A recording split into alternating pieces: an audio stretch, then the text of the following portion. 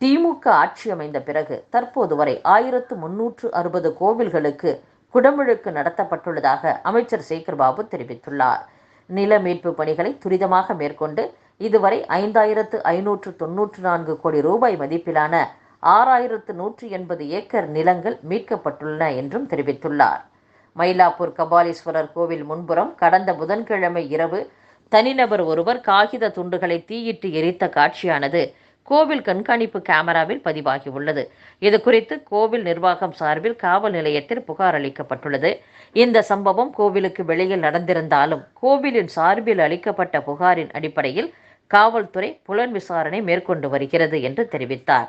அதேபோல் திருவேற்காடு தேவி கருமாரியம்மன் கோவிலில் அம்மனின் நகையை உதவி அர்ச்சகர் திருடி அதை அடகு கடையில் அடமானம் வைத்திருந்தார். அந்த நகையை கோவில் நிர்வாகம் மீட்டுள்ளதோடு சம்பந்தப்பட்ட உதவி அர்ச்சகர் மீது நடவடிக்கை எடுக்க கோரி காவல் நிலையத்தில் புகார் அளிக்கப்பட்டுள்ளது. திராவிட மாடல் ஆட்சியானது சட்டத்தின்படி நடக்கின்ற ஆட்சி என்பதால் தவறுகள் எங்கு நடந்தாலும் யார் செய்திருந்தாலும் சட்டப்படி நடவடிக்கை எடுக்கப்படும் என்றும் அமைச்சர் சேகர்பாபு தெரிவித்துள்ளார். மக்களவை தேர்தலை ஒட்டி கூடுதல் இணை தலைமை தேர்தல் அதிகாரிகளாக 3 பேரை நியமிக்க இந்திய தேர்தல் ஆணையம் ஒப்புதல் அளித்துள்ளது. இதற்கான கடிதத்தை தமிழக தலைமை செயலர் சிவ்தாஸ் மீனாவுக்கு இந்திய தேர்தல் ஆணையத்தின் முதன்மை செயலர் ராகுல் சர்மா அனுப்பியுள்ளார். இன்று மற்றும் நாளை ஆகிய 2 நாட்கள் லேசான மழை பெய்ய வாய்ப்புள்ளதாக சென்னை வானிலை ஆய்வு மையம் தெரிவித்துள்ளது. சென்னை கிளாம்பாக்கம் பேருந்து முனையத்திலும் வெளியிலும் கூடுதல் வசதிகளை ஏற்படுத்தி அதை மண்டல போக்குவரத்து மையமாக மாற்ற வேண்டும் என்று முதலமைச்சர் மு.க. ஸ்டாலினுக்கு பாமக தலைவர் டாக்டர் அன்புமணி ராமதாஸ் கடிதம் எழுதியுள்ளார். காமராஜருக்கு பின் தமிழகத்தின் பட்டி தொட்டி எங்கும் கல்விக்கு புத்துயிர் ஊட்டியவர் அதிமுக பொதுச் செயலாளர் பழனிசாமி தான். காமராஜர் கிராமந்தோறும் கல்விச்சாலைகளை திறந்தார். மாவட்டந்தோறும் மருத்துவக் கல்லூரிகளை பழனிசாமி திறந்தார். அவர் வரும் 2026ஆம் ஆண்டில் 2வது முறை தமிழக முதலமைச்சர் பதவியை ஏற்பார். இதை நான் பெருமையோடு மட்டுமல்ல உரிமையோடும் கூறிக்கொள்கிறேன் என்று தமிழ் மாநில காங்கிரஸ் கட்சி இளைஞரணி தலைவர் யுவராஜா பேட்டியளித்துள்ளார். சிறுபான்மையினர் குறித்து அவதூறாக பேசியதாக பதிவு செய்யப்பட்ட வழக்கை ரத்து செய்ய கோரி தமிழக பாஜக தலைவர் அண்ணாமலை தொடர்ந்த மனுவை தள்ளுபடி செய்து சென்னை உயர்நீதிமன்றம் உத்தரவிட்டுள்ளது. மருத்துவர்கள் நியமனத்தில் தமிழ்வழி கல்வி இடஒதுக்கீடு மறுக்கப்பட்டுள்ளதற்கு பாமக நிறுவனர் டாக்டர் ராமதாஸ் கண்டனம் தெரிவித்துள்ளார். திமுக அரசு பதவியேற்று 33 மாதங்கள் நிறைவடைந்த நிலையில் 8.65 லட்சம் கோடி முதலீடுகள் ஈர்க்கப்பட்டுள்ளதாக தமிழக அரசு தெரிவித்துள்ளது. சென்னை மயிலாப்பூர் கபாலீஸ்வரர் கோவில் முன் தீ வைத்த சம்பவம் குறித்து காவல்துறையினர் 2 பிரிவுகளின் கீழ் வழக்கு பதிவு செய்துள்ளனர். சென்னையில் நாம் தமிழர் கட்சி நிர்வாகிகளிடம் தேசிய புலனாய்வு முகமை 2வது நாளாக நேற்றும் விசாரணை மேற்கொண்டது.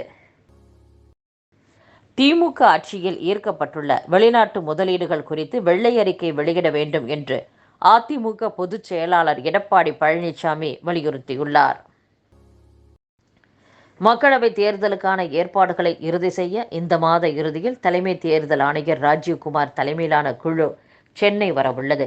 பிப்ரவரி 23 அல்லது 25ஆம் தேதி சென்னை வரவுள்ள தேர்தல் ஆணைய குழு 2 நாட்கள் ஆலோசனையில் ஈடுபட உள்ளதாக தகவல் வெளியாகியுள்ளது. பொதுத் தேர்வு பணிகளுக்கு தனியார் பள்ளி முதல்வர்கள் மற்றும் துணை முதல்வர்கள் ஆசிரியர்களை பயன்படுத்தக்கூடாது என்று அரசு தேர்வுகள் இயக்ககம் தெரிவித்துள்ளது.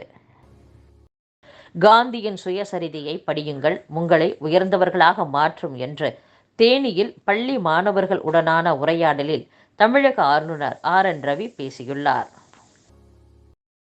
சென்னையில் 13 தனியார் பள்ளிகளுக்கு இமெயில் வாயிலாக வெடிகுண்டு மிரட்டல் விடுத்த நபரை கண்டுபிடிக்க இன்டர்போல் உதவியை நாட சென்னை போலீசார் முடிவு செய்துள்ளனர். இந்தியாவின் முன்னணி தொழில் அதிபர்களில் ஒருவரும் அதானி குழுமத்தின் தலைவருமான கௌதம் அதானி உலக பணக்காரர்கள் பட்டியலில் மீண்டும் இடம் பிடித்துள்ளார். சரிவில் இருந்து மீண்டு $100 பில்லியன் கிளப் பட்டியலில் மறுபடியும் இணைந்துள்ளார். மகாராஷ்டிராவில் சிவசேனை உத்தவ் பிரிவு மூத்த தலைவர் வினோத் கோசல்கரின் மகனும் முன்னாள் சிவசேனை கவுன்சிலருமான அபிஷேக் கோசல்கர் மீது மர்ம நபர்கள் துப்பாக்கிச்சூடு நடத்தியுள்ளனர். கனடாவில் கடந்த 2 பொதுத் தேர்தல்களில் இந்தியாவின் தலையீடு இருந்ததாக கூறப்படும் குற்றச்சாட்டுகள் முற்றிலும் அடிப்படையற்றவை. பிற நாடுகளின் ஜனநாயக நடைமுறையில் தலையிடும் கொள்கை இந்தியாவுக்கு கிடையாது என்று இந்திய வெளியுறவு அமைச்சகம் தெரிவித்துள்ளது. அதே நேரம் இந்தியாவின் உள் விவகாரங்களில் கனடா தான் தலையிடுகிறது என்றும் அமைச்சகம் கூறியுள்ளது.